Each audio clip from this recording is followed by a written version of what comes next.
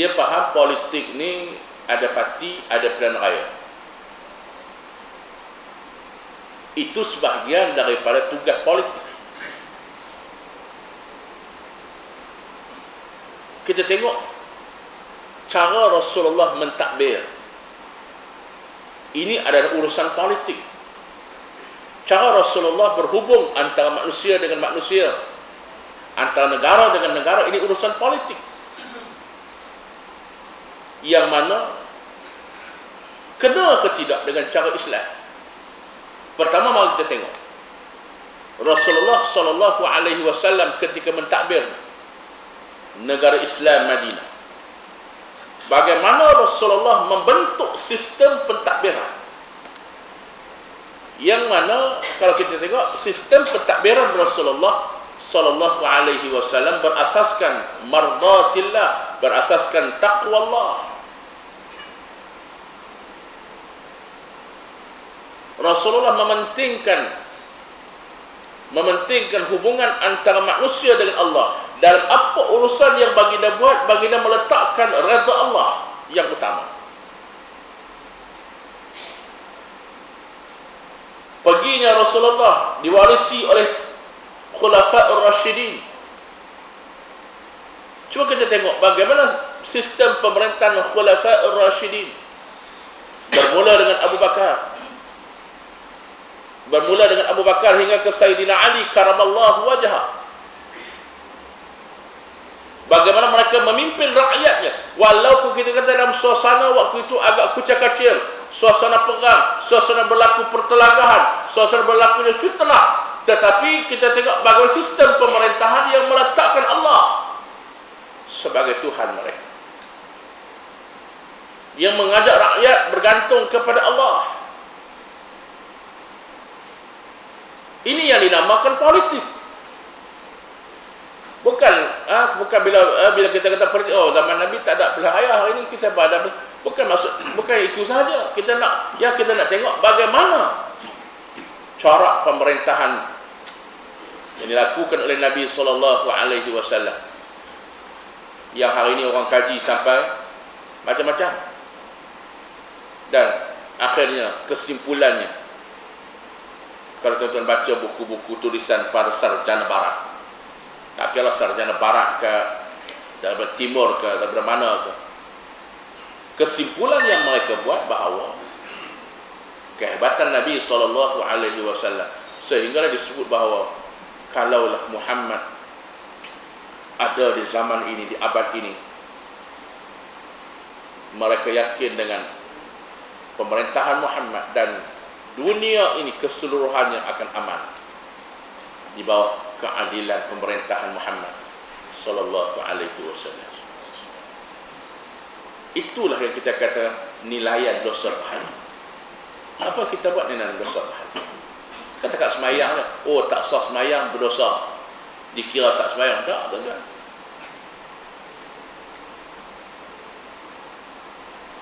Memang tak sah semayang. Bila semayang tak sah, dikira tak semayang, dosa, tak semayang. Tapi ada benda lain pun boleh menyebabkan dosa. Kita tipu orang pun dosa tu je. Takkan tipu orang tak dosa. Ambil hak orang.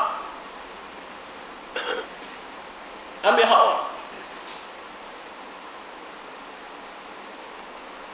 Suatu kalau kita tengok dalam satu hadis yang lain, Nabi menyebut tentang peristiwa akhir zaman. Antaranya Nabi kata, apabila harta negara beredar di kalangan pemimpin mereka, tanda-tanda akhir zaman. Apabila harta negara beredar di kalangan pemimpin mereka sahaja. Ini itulah yang berlaku. Bila kita cakap, tuan-tuan, orang kata, saya ni kadang-kadang nak kata pada muka pun nak rasa macam mana, nak kata pada muka pun nak juga, tapi kesian pun ada. Sebagai contoh baru ni, duk sembang di pejabat, tuan-tuan, cerita tentang kami lah buat program International Muslim Indonesia yang saya pimpin ni tuan-tuan, kita buat program setiap bulan. Setiap bulan kita buat program masuk kampung, jumpa dengan orang kampung. Bila jumpa orang kampung tuan-tuan, banyak aduan yang kita terima. Sukarelawan kita menjadi pendengar kepada masalah orang kampung. Bukan wakil rakyat pun. Pi masuk jumpa orang kampung yang pengadu getah murah. Ikan semenung pun mahal lah ni. Tak tahulah kot di Taipei ni murah. Tempat saya temenung sekilo RM12. Temenung sekilo 8 ekor tuan-tuan. 8 ekor 8, 9, 10 ekor. Paling tinggi 10 ekor. Sardin. Dulu sardin ni tak laku, orang buat kuah laksa Lah ni sardin RM15 sekilo. Ikan kayu orang Terengganu buat nasi dagang. Tuan-tuan, dulu kilo 3-4 ringgit pun orang tak beli kan. Lah ni paling murah RM10. Tak apalah ikan tu. Ikan caru tu dulu siapa pun tak makan. Orang panggil ikan jaket. Zaman saya sekolah dulu pergi turun tengok dia pakai ikan tu pakat naik habis. Kadang-kadang pegang kena baling dinding, kena bom baling dinding. Sebab ikan tu tuan-tuan, kalau goreng biar sejuk, kerah nak mampus, tokak pun tak ada. Tu ikan jaket tu. Zaman saya mengaji dulu ke turun makan, tengok apa nama kantin buat ikan tu, pakat baling dinding lah, pakat mogok sebab kerah. Lah ni tuan-tuan, ikan caru tu pun sekilo sampai 8-9 ringgit. Jadi bila kita pergi ke kampung, orang kampung mengadu. Betul juga. Orang kampung mengadu barang mahal.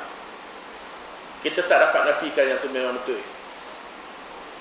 Bila barang mahal, getah murah tuan-tuan. Potong getah murah tuan-tuan. Dulu bolehlah rasa sekilo RM6. Lah ni siapa nak bagi sekilo RM6? Getah murah tuan-tuan. Tapi itulah bila saya sembang di pejabat. Saya kata kesian pergi masuk kampung. Bulan lepas kita buat program di Batu Kurau. Bulan lepas kita buat program di Batu Kurau. Sambutan alhamdulillah saya rasa seronok. Lepas bila orang kampung cerita, saya pun balik duduk sembang dengan kawan-kawan pejabat. Saya kata kesian orang kampung. Kadang-kadang kita pergi, dia bertanya apa yang boleh kita bagi. Kawan-kawan saya jawab, Allah sudah kesian apa? Kerana puak-puak tu yang menyebabkan kita kalah. Lantak pergi ke depan, biar dia kasar sikit. Kita kok mana pun kita tak pangkah lah pada puak tu. Puak kampung tu dia hak benar. Saya dengar kawan-kawan saya kata kadang-kadang fikir betul juga. Kerana puak-puak ni kan, orang bekas semua tukar ambil lah. Tapi itu macam tu lah. Bila kata macam tu lagi, aboy, tak ada hati perut dia. Tapi itulah tuan-tuan. Itulah dia. Dan takkan apabila menjadikan harta negara beredar sama sendiri, itu bukan satu kesalahan.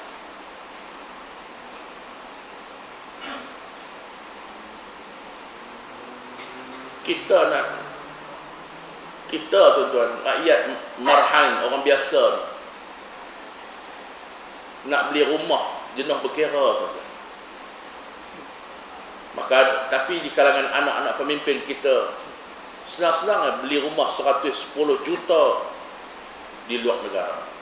Kita nak beli rumah yang harga 100,000 pun tuan-tuan, nak kena berdaftar sana sini, isi borang 3-4 borang. Tu pun dapat Allah rumah kecil, panas kata nampak. Kalau musim lah dia kata pakat duduk luar rumah belakang. Ke-12 duduk luar rumah ni, macam siapa ni? Dia kata nak tidur tak boleh ustaz, panas. Tu rumah Ada di kalangan kita pula tuan-tuan, mak kaya, sedekah ke anak 230 juta buat filem lucah.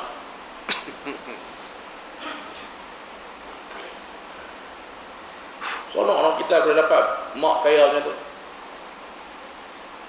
Boleh sedekah 230 juta. Ni kita nak minta kat mak pak sekepang dua pun mak pak kita minta dah dia 230 juta. Bila orang kata ni filem lucah ni tak patut buat. Lucah tu satu kesenian, tak apa. Elok. Kalau tu sok kita habaq bila depa menikah, sok suruh bini dia buka, tunjuk lurah tek, tunjuk tek ke orang semua. Siapa? Seni. Cakap tuan-tuan, ni bila kita bercakap tidak berlapikkan Islam. Bila kita bercakap tidak berlapikkan iman. Kita anggap suatu maruah, sedangkan itu maruah. Kita anggap satu kesenian yang boleh dipertontonkan, yang boleh orang semua boleh tengok. Inilah yang mana kalau kita kata para ulama, di zaman dulu manusia yang hidup manusia ini macam hutan rimba, duduk dalam hutan. Sebab tu kata ulama, antaranya di saat kelahiran Nabi besar kita Muhammad sallallahu alaihi wasallam memang tepat pada masanya, kerana kehidupan manusia pada waktu itu macam tu. Tak ada agama. Tapi kita hari ini tuan-tuan, agama dah ada. Cuma kita nak ajak balik. Nak bagi tahu ke orang. Nak peringat balik orang bahawa kita mati esok. Kok mati tu lembut no? Kita mampu esok tuan-tuan. Mampu kita bukan mampu saja. Mampu kita esok kita nak balik jumpa Allah ni. Ayat kita baca ni. Kalau kita mampu esok bawa balik pahala berkandak-kandak jumpa Allah, alhamdulillah. Allah sebut fa huwa fi 'aisyatir radiyah, hidup senang lenang. Kalau kita mampu esok, mampu dalam keadaan dosa berlambak tuan-tuan, lawan Allah Ta'ala, tak kena Islam. Ingat, kita boleh tidur lena di sana. Orang hari ini dia mengaku beriman tapi macam tak beriman. Sebab apa? Orang hak mampu tak pernah balik main beritahu, apa tahu dah aku kena teruk, kena godam. Tak ada tuan-tuan. Kalau orang hak dah mampu dah balik main cerita, aku kena godam sampai nak lena, tak boleh nak minum air, nak berak sat pun tak boleh. Tuan-tuan, taubat dia tak buat jahat dah.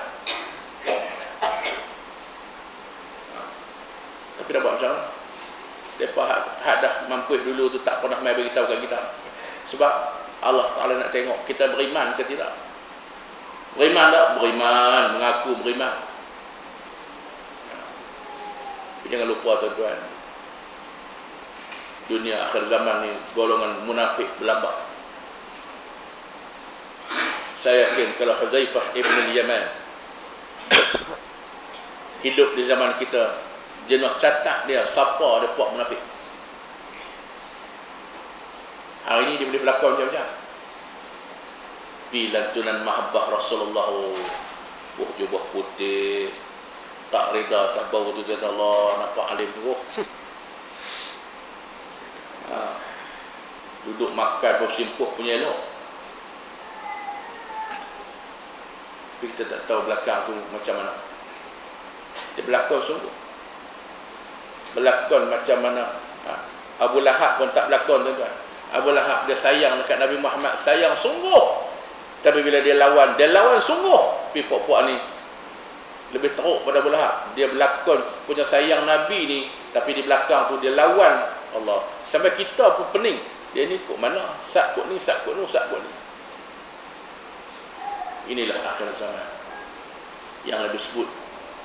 Yang Nabi kata nak pegang pada Islam ni tuan-tuan macam genggam bara api. Genggam tangan kita panah. Tak genggam kita nak lepas kerana panah tuan-tuan, dia Islam. Bara api itu Islam. Kalau kita lepas makna kita jauh daripada Islam. Tapi bila kita pegang tuan-tuan, kita berdepan dengan macam-macam. Panas ni, tangan kita panas ni, tapi Islam.